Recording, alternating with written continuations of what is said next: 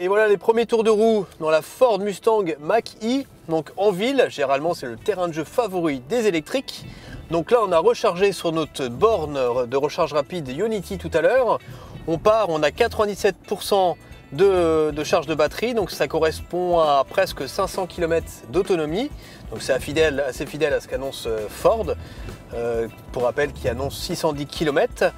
Donc on a plusieurs modes de conduite. On a commencé par le mode active qui correspond en fait au mode éco. On a une direction très douce dans ce mode, donc qui correspond très bien à une utilisation en ville. Par contre, la chose qui nous a un peu surpris, c'est le confort. Ça reste assez ferme sur toutes les irrégularités de la route. C'est pas inconfortable, mais disons qu'on s'attendait à plus de confort, surtout que notre modèle d'essai est équipé de pneus à flanc assez épais, de 60 de large, sur des jantes de 18. Donc on s'entendait un peu mieux.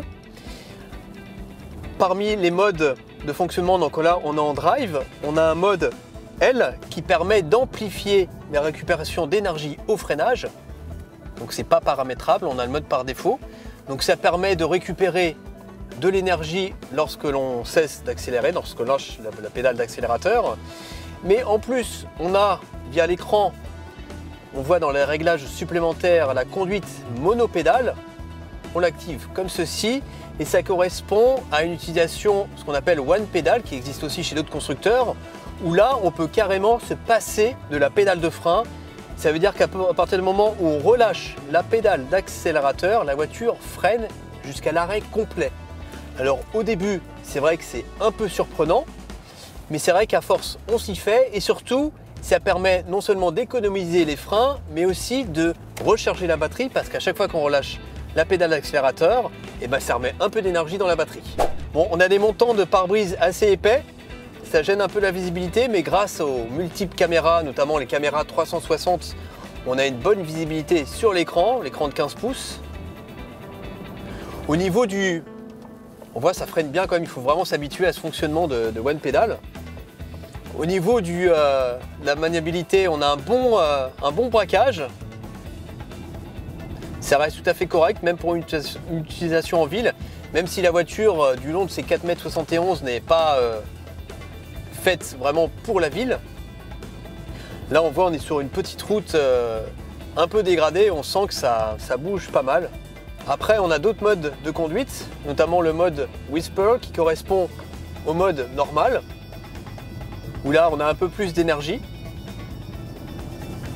Pour l'instant c'est vrai qu'on n'accélère pas trop, on reste en zone urbaine, mais c'est vrai qu'on a une consommation du coup raisonnable, on est sur 13 kWh au 100 km, pour l'instant en roulant tranquillement, mais je pense que très vite on va rejoindre les petites routes pour mettre le dernier mode qui s'appelle Untamed, qui correspond au mode sport, et on va pouvoir enfin voir ce que cette voiture a sous le capot. On a quitté la ville, on se retrouve sur une route un peu plus rapide. Ça va être l'occasion pour nous de tester le dernier mode de conduite proposé qui s'appelle Untamed. C'est tout simplement le mode sport. Et quand on engage ce mode sport, on sent tout de suite que la direction est plus ferme et que la réponse à la pédale de l'accélérateur est plus franche. Ça va être l'occasion de tester les près de 300 chevaux du moteur électrique. Donc là on voit la moindre pression sur la pédale des gaz et la voiture file. On a un couple quand même qui est supérieur à 400 Nm et qui est disponible à la moindre sollicitation sur la pédale de gaz. Et on a un freinage quand même qui reste très efficace. Et surtout ce qui est étonnant, c'est que dans les virages abordés de manière dynamique, et ben on sent pas le poids de la voiture et pourtant la voiture est pas légère, elle fait près de 2 tonnes dans cette version, à grande batterie avec le moteur électrique à l'arrière. Et surtout on a une très bonne motricité. Alors là il faut savoir qu'aujourd'hui on est sur le sec, on a une température qui est pas trop fraîche, il fait 13 degrés. Mais on voit que la voiture reste quand même dynamique dans ce mode. Et surtout ce qui est intéressant, c'est qu'on a un petit détail sur l'écran. quand vous allez dans les réglages supplémentaires, vous avez une option son de propulsion. Et quand vous l'activez, ce paramètre a la particularité de reproduire un son de V8, le son du V8 de la vraie Mustang. Et on l'entend quand on accélère, ce son de V8, on se croirait presque à bord d'une vraie Mustang. Et voilà pour cette découverte de la Ford Mustang Mach-E. Alors parmi les points forts, on pourra parler du design. C'est vrai qu'elle ne ressemble pas beaucoup à la Mustang V8, mais par contre, elle interpelle beaucoup les gens qu'on a croisés durant notre essai de demander ce que c'est comme véhicule. On pourrait aussi également parler des performances. Malgré un poids approchant des 2 tonnes, la voiture est quand même relativement performante. Au niveau de la consommation, après un parcours mixte ville, route et autoroute, on est sur une consommation moyenne d'environ 19 à 20 kWh au 100 km, ce qui reste relativement raisonnable. Par contre, au niveau des points faibles, on parlera surtout du confort qu'on trouve assez ferme malgré la montre pneumatique qui n'est pas très sportive.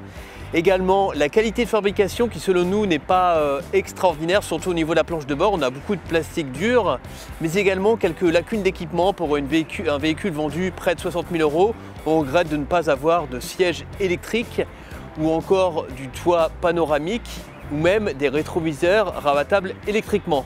Voilà, j'espère que cette vidéo vous aura plu. À très bientôt pour une nouvelle vidéo sur Capital Auto. Ciao!